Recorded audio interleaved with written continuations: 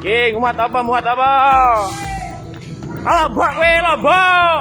Sebuah video tentang bas Agra Mas mengangkut cabai viral di media sosial pada Selasa, tanggal 22 Februari tahun 2022.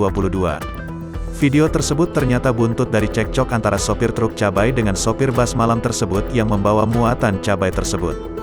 Video cekcok ini diduga terjadi di Pasar Induk Kramat Jati, Jakarta Timur.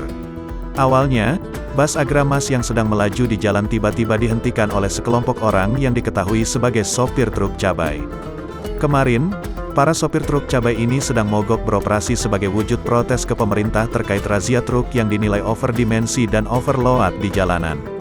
Mengetahui jika ada tengkulak cabai dari daerah yang membawa muatan cabainya menggunakan bagasi bas, para sopir truk ini langsung memberhentikan laju bas tersebut dan merazia muatan di dalam bagasi bas.